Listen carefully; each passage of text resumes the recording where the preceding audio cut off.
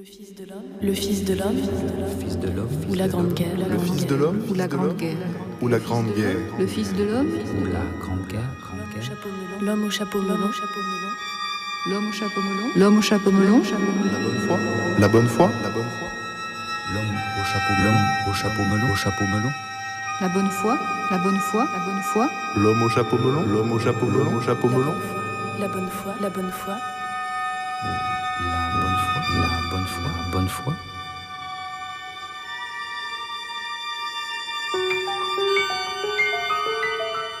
Le pèlerin, le pèlerin. Le pèlerin, le pèlerin, le pèlerin. le pèlerin. Não procurei nada por detrás dos meus quadros, dizia Magritte. Por detrás dos meus quadros está a parede. E acrescentava: um objeto visível que esconde outro objeto, esconde sempre algo que é visível. La saignée, la la saignée.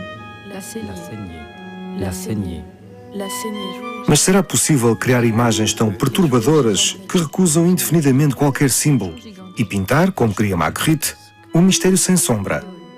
Um mistério perfeitamente visível e legível.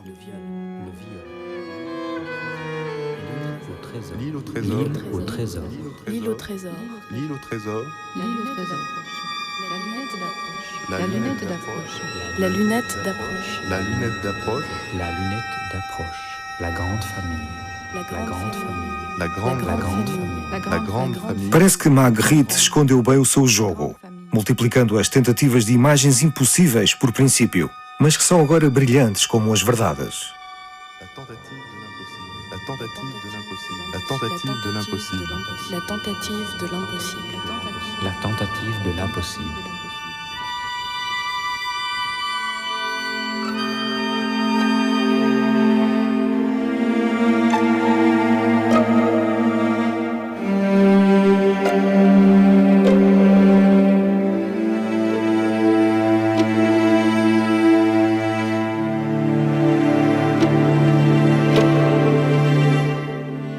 René Magritte terá consciência toda a sua vida da audácia das suas experiências em pintura. Ele dá o nome de Tentativa do Impossível a esta sessão de pose, onde ele tem o papel de um pigmalião moderno à vida ao modelo. É de facto impossível de fazer coexistir no mesmo plano o modelo, neste caso a sua mulher Georgette, e a sua representação. É preciso escolher entre a presença do ser amado e a sua imagem. Ao exibir a paleta e o ombro inacabado de Georgette, Magritte transgride a fronteira que separa a vida e a pintura.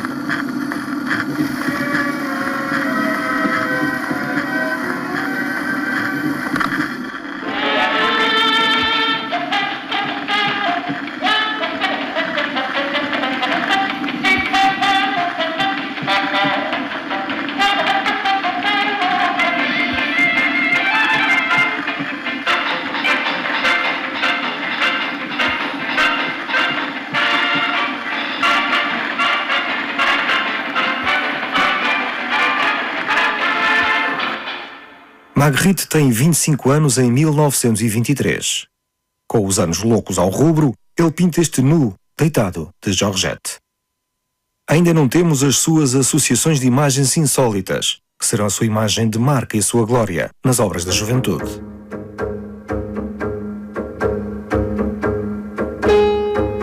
O próprio Magritte reconhecia que o erotismo poderoso era o denominador comum de todas as passagens obrigatórias que ele tinha percorrido, desde o fauvismo ao cubismo, passando pela arte abstrata e, sobretudo, o futurismo, arauto das provocações dos surrealistas.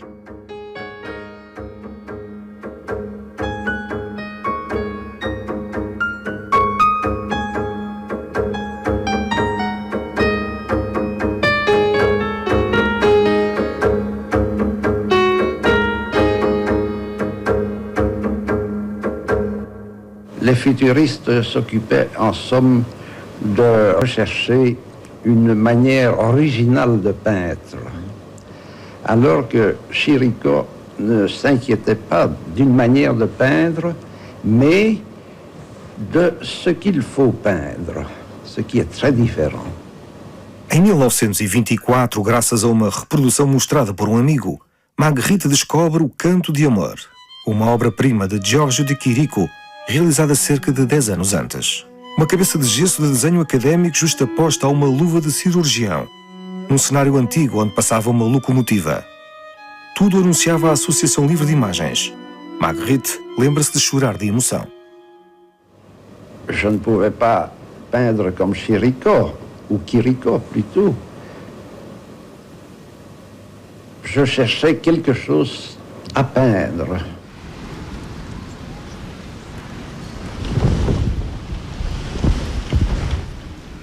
Mas o que havia de pintar? O teatro de A Travessia Difícil de 1927 está vazio, com os adereços desprovidos de estilo e encostados às paredes.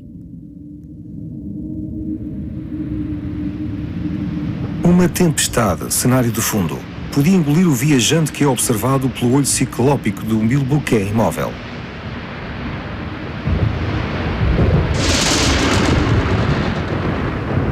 Em cima da mesa, uma mão cortada tenta agarrar o único ator vivo desta obra silenciosa, um pássaro de fogo e de sangue. Mão posta ou mão morta? Durante toda a sua vida, Magritte seguirá uma temática volátil. A sua pintura será a do motivo em fuga eterna.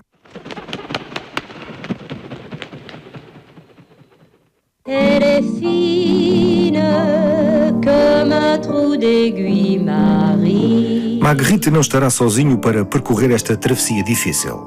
Georgette foi o seu primeiro amor, a sua única companheira e o seu único modelo. Eles conheceram-se em crianças em 1913 nos carrosséis de uma feira em Charleroi. Encontraram-se por um segundo acaso em Bruxelas. Casaram-se em 1922 e nunca mais se deixaram. O casal não teve filhos. Marie-Rose rêvant délices et bougies de mille couleurs. Écoute ton maître en bras de chemise qui pointe son canon trombone dans les fleurs. Les fleurs paysannes de son noir jardin où les tours de sol ne tournent point.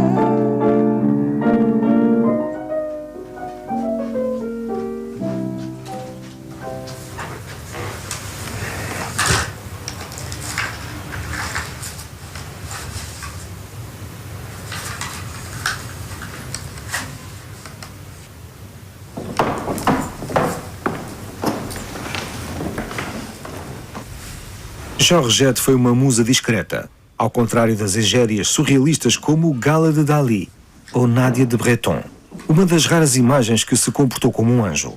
A única vez que Magritte teve um modelo profissional, diz um amigo, ela era feia e estava com o período.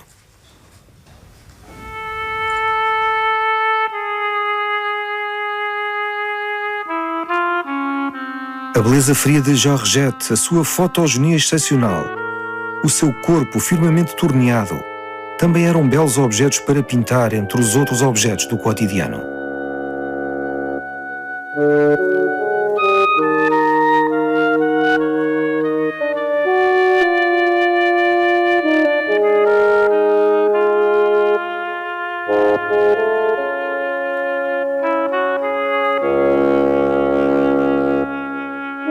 A Evidência Eterna, cujo título insolente designa a separação do corpo de Georgette em partes, enquadradas e emolduradas, levanta uma série de questões ao amor, ao erotismo e à pintura. Podemos amar a globalidade de um ser? O fragmento está inserido num todo? E o que dizer de um fetichismo que se interessa por todos os detalhes do corpo com a mesma paixão?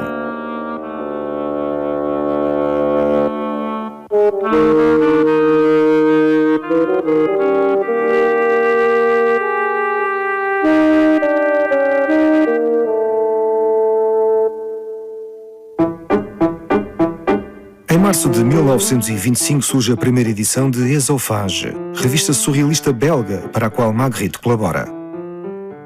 O estilo é provocador e as imagens são murros, como pretendia o movimento Dada, parente do surrealismo.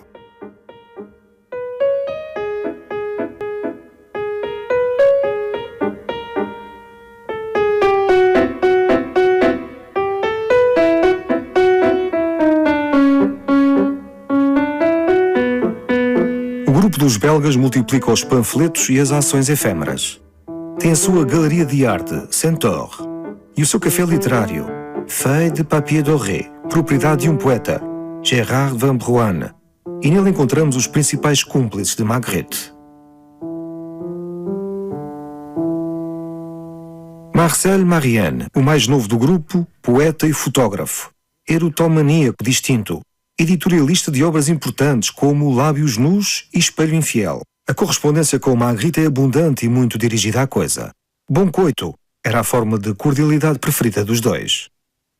Edouard Léon Théodore Messens foi quem mostrou a pintura de Quirico a Magritte. Foi um dos primeiros colecionadores das suas obras. Músico e poeta nas horas vagas. Também foi o primeiro mecenas do pintor, porque quando a Galeria Centaure faliu, ele comprou todas as obras de Magritte que lá estavam. Louis Coutiner, também chamado Scout, o único que permaneceu um amigo fiel de Magritte até à morte do pintor. É o poeta mais inspirado do grupo. Dizia que o principal inimigo da poesia é o trabalho. Trabalhava no Ministério do Interior. Paul Nouget, químico de formação, poeta e teórico brilhante, próximo dos surrealistas franceses. O seu papel em termos de reflexão, de conselho e de comentário durante o período decisivo de 1926 a 1930 foi muito importante para Magritte. Eis um retrato de Nouget fotografado por Magritte. André Souris, compositor, maestro e investigador do Centre National de la Recherche Scientifique, foi expulso do grupo belga por ter conduzido uma missa. Ele compôs Clarisse Joinville, com um texto de Nouget.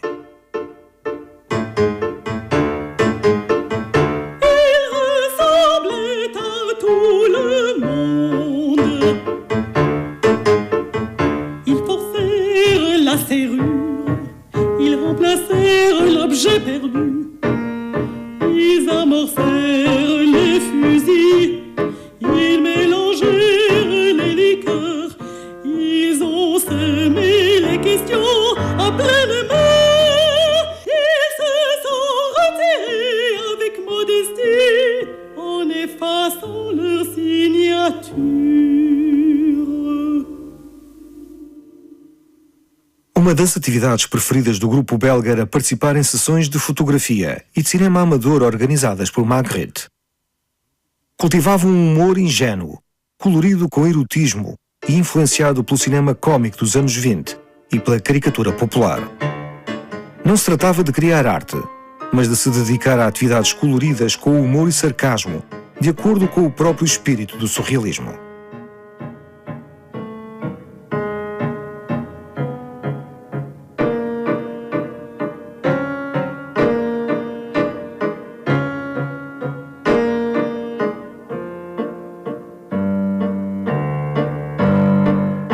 Il y a eu un groupe qui s'appelait Surréaliste pour faciliter les rapports avec l'extérieur, mais comme ces gens étaient très différents les uns des autres, et surtout très différents du groupe surréaliste de Paris, c'était un groupe surréaliste, mon Dieu, je dirais pas dissident, mais tout de même assez dissident, assez, comment est-ce qu'on appelle les gens d'une religion qui ne sont pas orthodoxes, hérétiques, plutôt hérétiques. À volta de um quadro de Magritte, os principais membros da Igreja Ortodoxa do Surrealismo sediavam-se em Paris, sob a alçada do seu Papa, André Breton. Tinha o seu bobo da corte, paranoico, Salvador Dalí, o seu cineasta escandaloso, Luís Buñuel, o seu poeta político, Louis Aragon, o seu poeta do amor, Paul Éluard, e o seu pintor virtuoso, Max Ernst. Os belgas não serão considerados por muito tempo. Magritte foi expulso em 1930, penalizado até 1948, devido a críticas muito severas de André Breton.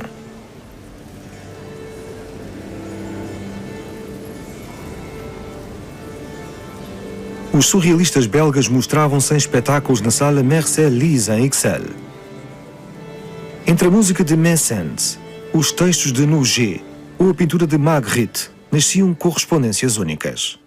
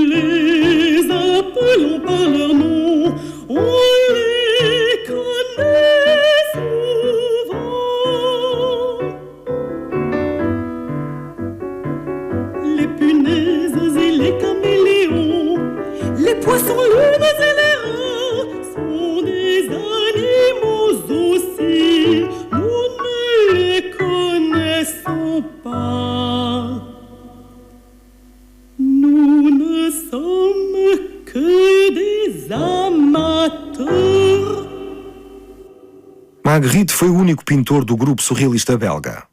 Não admira que tenha muito cedo confrontado as imagens da sua pintura às palavras dos poetas e dos escritores. Nuage.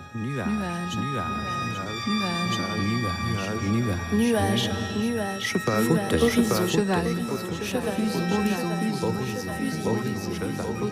No início, as palavras parecem ocupar o lugar das imagens, ou pelo contrário, uma imagem substitui a palavra, como se o visível pudesse ser equivalente ao legível.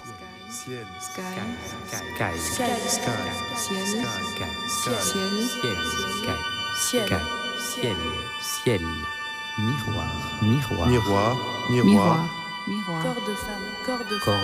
Corps de femme. Depressa as palavras deixam de ilustrar as imagens e juntam-se a elas de forma arbitrária. As palavras corpo de mulher, por exemplo, podem ser representadas por qualquer coisa. Cri d'oiseau. Cri d'oiseau. Cri d'oiseau. Cri d'oiseau. Armoire. Armoire. Personnage Éclatant de rire.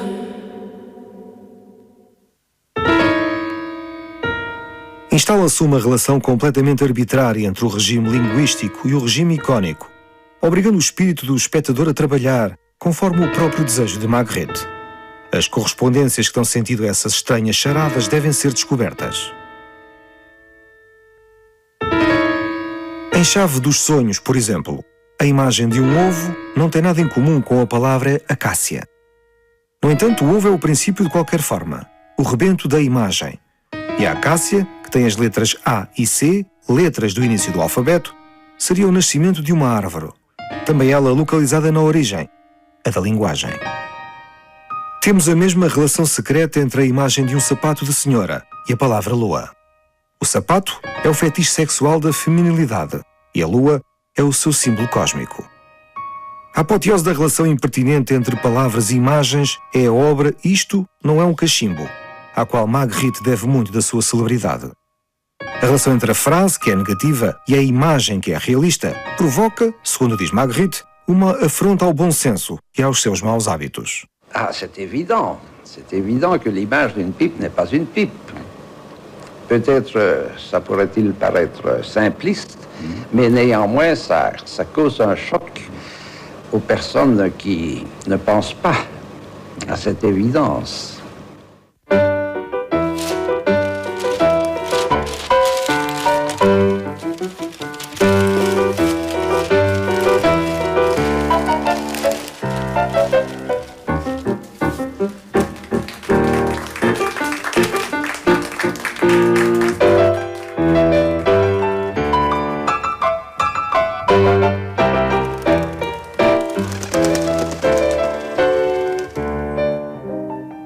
A pintura de Magritte é herdeira da arte dos prestidigitadores do início do século. É feita com montagens, cujos efeitos maravilham o espectador sem que consigamos decifrar o segredo.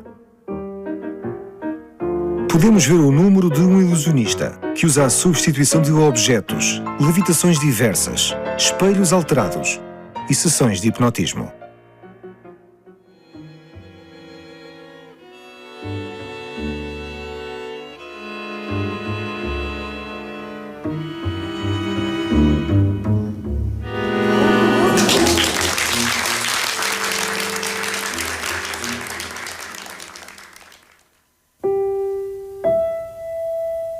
René Magritte é fascinado por espetáculos de magia desde criança. Ele afirma que a primeira recordação da sua vida é ter visto ao lado do seu berço uma caixa misteriosa. Juntamente com os irmãos, divertia-se a criar ambientes insólitos que assustavam os empregados da casa da família. Dar a volta à sala sem tocar no chão, ou multiplicar ao infinito formas de cruzes eram as partidas preferidas dos irmãos Magritte. Um elemento dramático veio perturbar este mundo encantado. Regina Bertichin, mãe do pintor, atirou-se para o rio Sambre na noite de 24 de fevereiro de 1912. Encontraram o seu cadáver 15 dias depois e dizem que a camisa de noite se tinha levantado, tapando-lhe a cara. René Magritte tinha 13 anos. O pintor minimizou sempre o trauma que este evento trágico pode ter causado na sua vida e na sua arte. Aliás, nunca falava disso.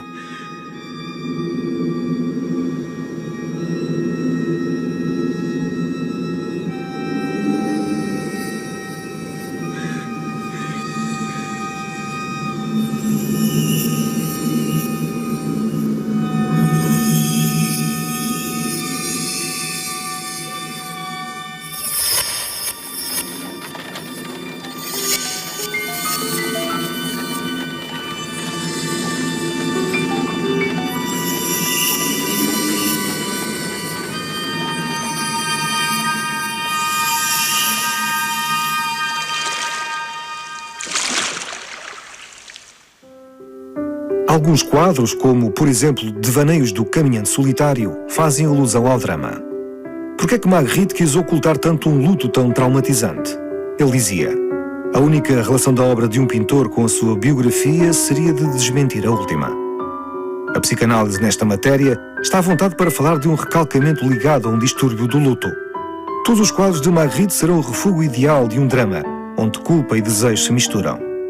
Escrever mulher triste e fazer de conta que não tem qualquer ligação à melancolia e ao suicídio materno consiste em levar para o campo linguístico que se revela insustentável para o campo da representação em imagens. Ou então, é preciso que as imagens tenham uma alusão subtil à cena traumática que invocam.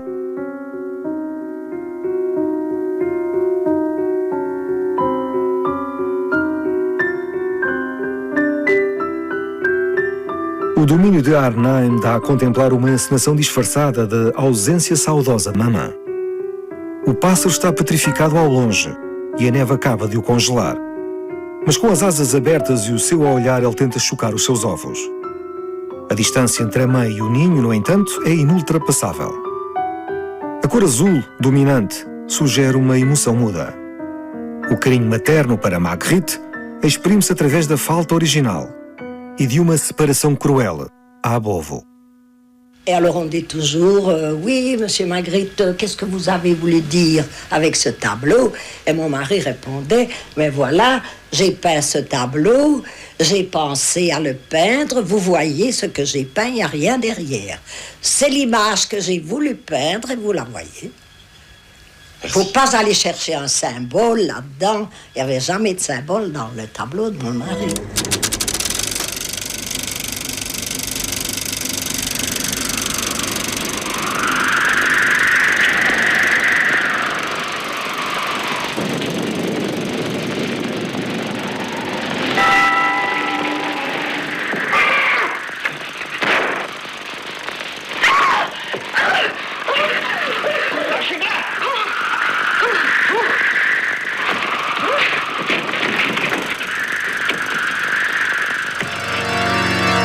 Je sais que je ne suis pas Fantomas, mais quand ma pensée pense Fantomas, elle est Fantomas. Os herdeiros diretos dos mágicos do século XIX foram os cineastas do século XX. Magritte adorava os filmes de Fantomas, porque eram surrealistas sem querer ou sem o saber.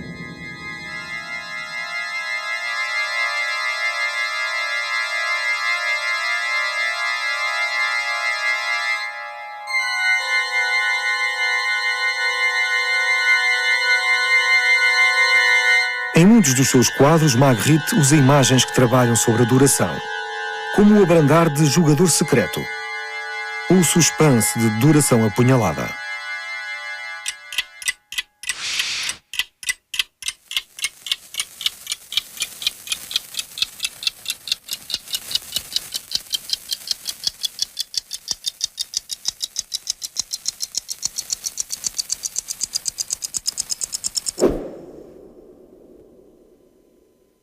A duração é apunhalada, porque o tempo espacial para as velas se consumirem, tal como o do relógio da família, são perturbados de repente pela erupção do caminho de ferro e dos seus horários cronometrados.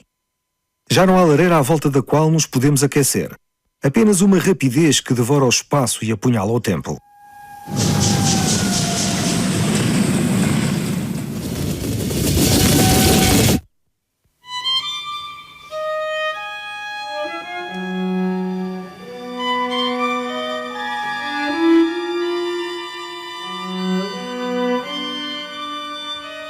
É importante incomodar o tempo, invertê-lo e contraí-lo.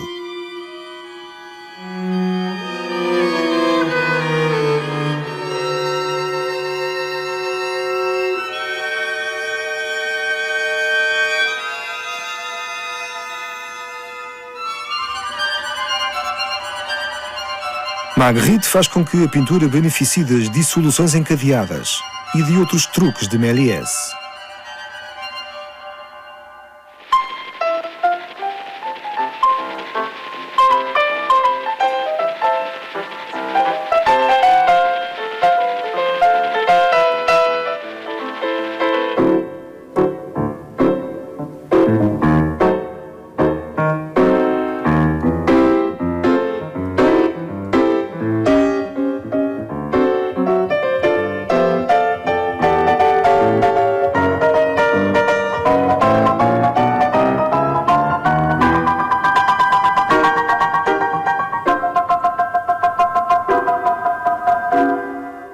Méliès aumentava ou reduzia os seres e as coisas nos seus truques. Também Magritte privilegia a hipérbole. O objeto mais banal torna-se um monumento, enchendo o espaço, do qual devia ser apenas um modesto acessório. À frente de valores pessoais, com o sabonete, o pente e o pincel, somos minimizados como uma personagem de As Viagens de Gulliver, e os objetos familiares adquirem uma dimensão de tótem monumental.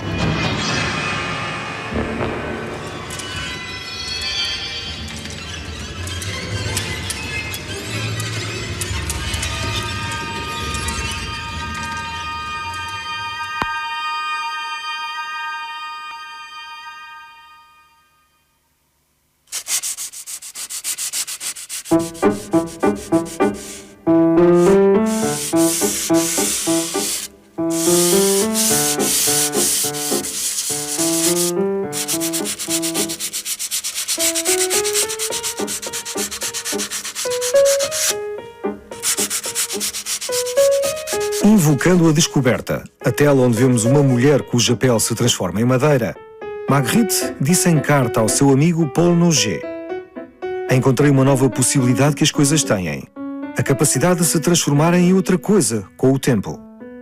Por exemplo, o céu, em certos sítios, mostra madeira. Desta forma, consigo quadros onde o olhar tende a pensar de uma forma completamente diferente daquela a que está habituado.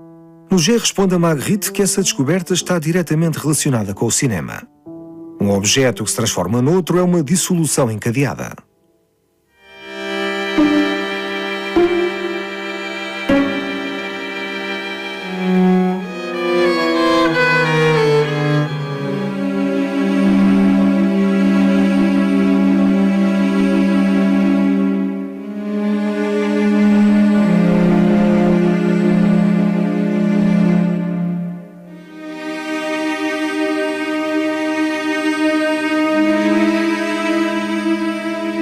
Magritte não vai parar de encadear objetos em metamorfoses subtis, antecipando aquilo a que chamamos atualmente, nas montagens feitas em computador, morphing.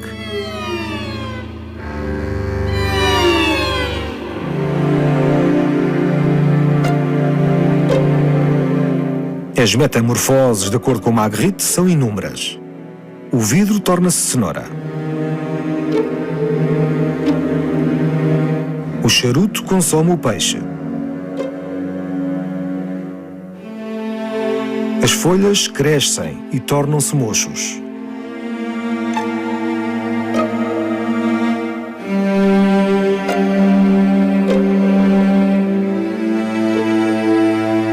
O couro passa à carne.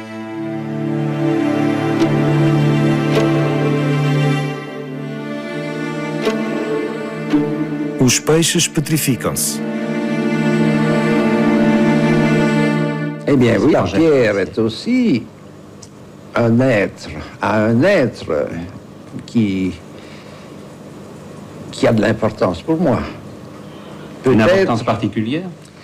Mais peut-être bien parce que je dirais que la pierre ne pense pas. Alors que les autres choses, un meuble ou une maison, étant donné qu'elle a été faite par l'homme, il y a un peu de pensée qui s'y attache.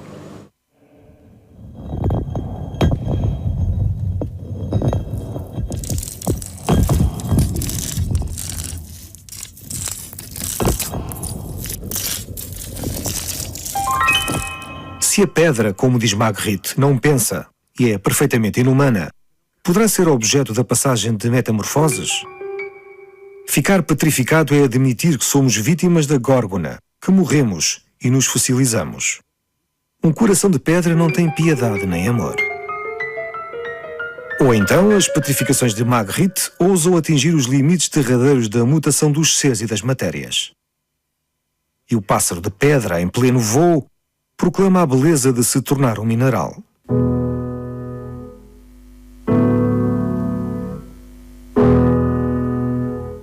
Vous parlerez d'abord, nous observerons vos faits et gestes, nous aviverons le feu s'il s'éteint.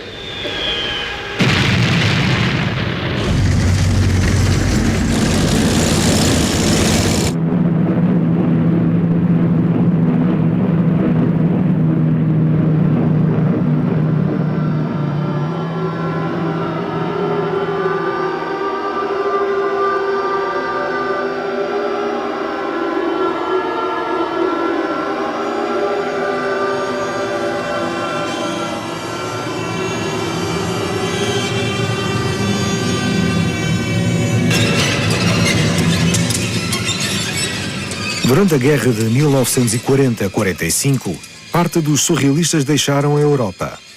Poucos apresentaram resistência e a maioria continuou a trabalhar discretamente. Mas depois da revelação de Auschwitz e do choque de Hiroshima, tiveram de admitir: o horror da realidade tinha atingido uma proporção tal que o movimento surrealista ficou reduzido a uma pequena revolta obsoleta. Allies are across the line. D-Day has come. Landing was made. Today the guns are fired. Paris has been liberated. The hour of your liberation is approaching. Hitler is dead. Is one dense mass of people. The holy mission has been completed.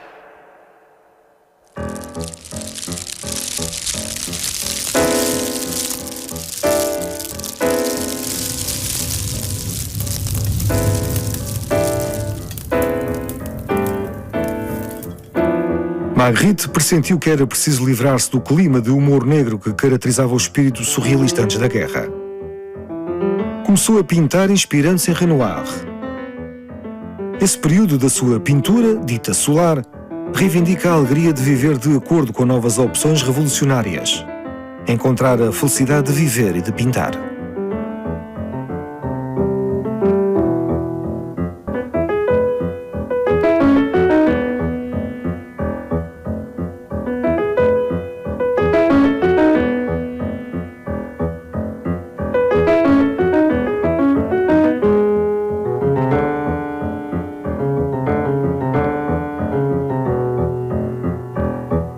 Os meios surrealistas franceses, tendo Breton em mente, fizeram comentários duros à mutação do estilo de Magritte. Serão ainda piores ao falar de uma exposição que foi um escândalo em 1948, numa galeria parisiense que tinha convidado Magritte. Os poucos quadros, aguarelas, desenhos e textos dessa atuação provocante, foi designada por Priou de Vache, foram rejeitados unanimamente. A exposição foi um verdadeiro fracasso. Les Paul Vache, c'était une attaque violente contre les mœurs parisiennes et spécialement contre les mœurs et la peinture surréaliste parisienne en 47-48. C'était introduire dans le bourbier qu'était devenue la peinture parisienne à cette époque-là et même la peinture surréaliste, un élément de violence et d'attaque fondamentale et foncière et brutale et grossière, introduire une vigueur dans ce qui n'en avait plus. O curto período Vache punha em causa todo o universo construído por Magritte, passo a passo durante 20 anos. A imagem brilhava e a técnica mostrava uma displicência expressionista, arauto direto do grupo Cobra.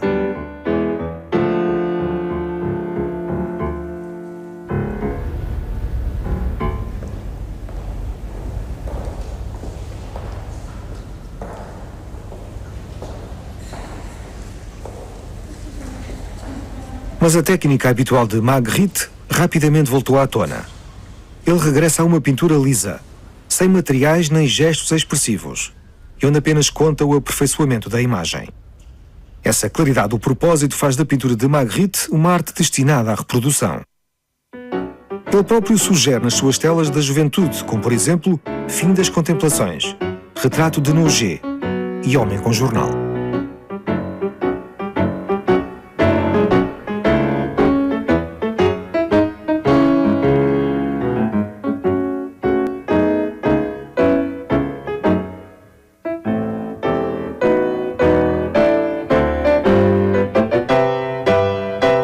Por conseguinte, as imagens de Magritte podem almejar uma existência em selos ou cartões postais.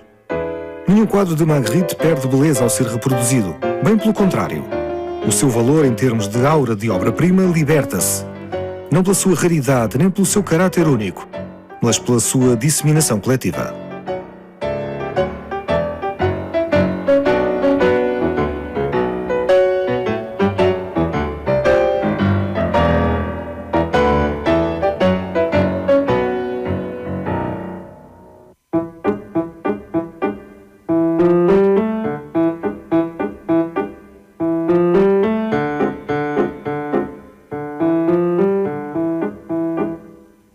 Magritte constituiu para si um pequeno leque de imagens favoritas: cortinas, berloques, chapéus de coco.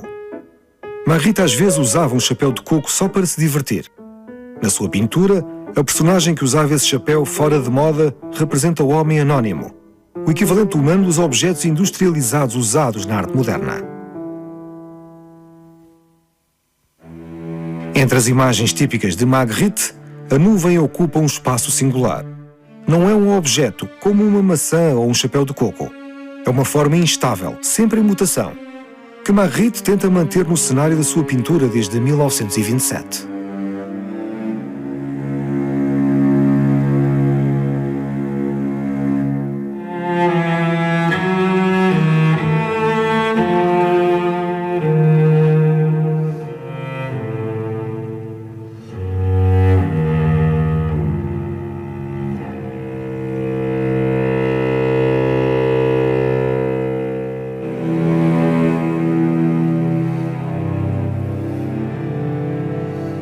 É preciso disciplinar as nuvens, enquadrá-las várias vezes, torná-las iguais, equidistantes, claras sobre um fundo azul. As nuvens têm de se tornar superfícies exemplares da pintura. Magritte obriga a nuvem a tornar-se tão ponderada como uma pedra.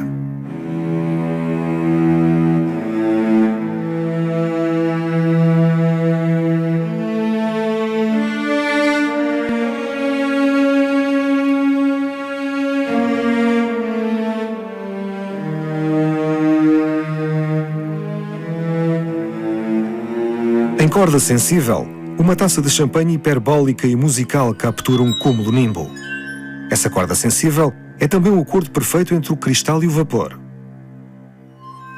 Todos os dias, durante mais de 40 anos, René Magritte trabalhava a sua pintura, metodicamente, declinando temas, explorando descobertas, associando inspiração e labuta.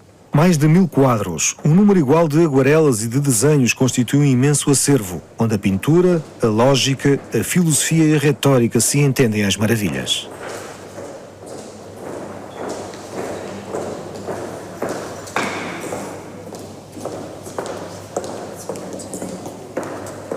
Trinta anos após a sua morte, as retrospectivas sucedem-se, visitadas por centenas de milhares de participantes atentos e estupefactos. O mundo inteiro exige que lhe sejam mostrados os quadros, que em vez de fazer sonhar, Magritte odiava esse termo, incitam a ver melhor. A imaginação lúdica de Magritte alcançou uma mundialização desprovida de qualquer vontade de opressão unificante.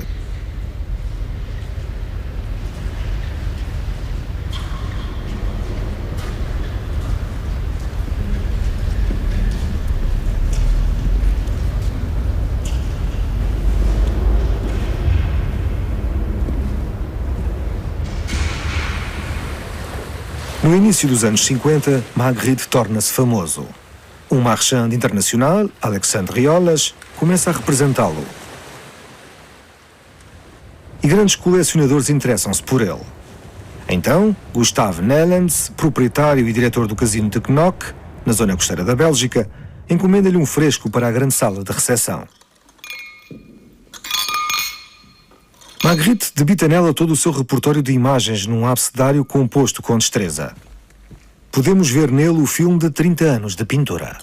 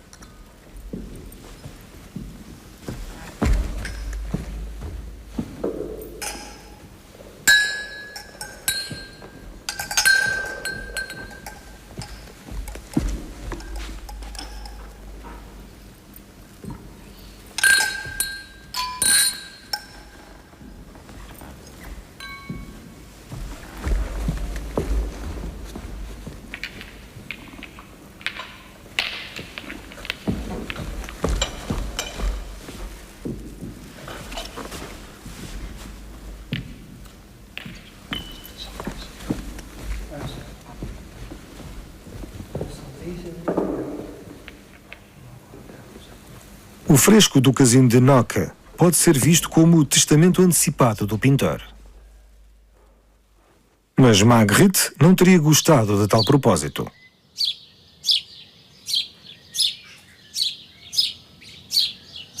Três anos antes da sua morte, a 15 de agosto de 1967, René Magritte declara serenamente uma visão estoica do mistério da nossa vinda, da nossa presença e do nosso desaparecimento da Terra. Je pense que le monde est un mystère et que le mystère, on ne peut rien en dire et que donc ça ne peut pas être un sujet d'angoisse ni d'espérance. Magritte n'est pas un mystère au fond, non? Ah si, nous sommes tous un mystère. Nous sommes une partie du monde qui est un mystère lui-même.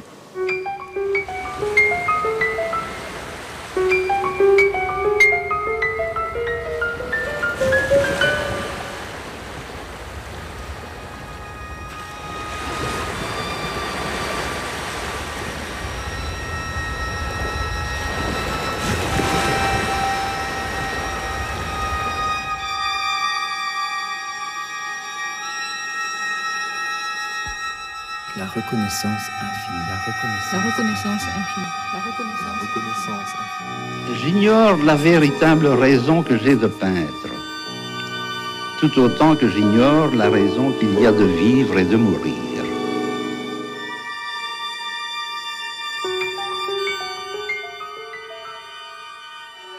Le mal du pays. Le mal du pays. Le mal du pays. Le mal du pays. Le mal du pays. La réponse imprévue. La réponse imprévue. La réponse imprévue. La réponse imprévue. La réponse imprévue. Les vacances de Hégel. Les vacances de Hégel. Les vacances de Hégel. Les vacances de Hégel. Les travaux d'Alexandre. Les travaux d'Alexandre. Les travaux d'Alexandre. Les travaux d'Alexandre. Les travaux d'Alexandre. Le blanc-seing. Le blanc-seing. Le blanc-seing.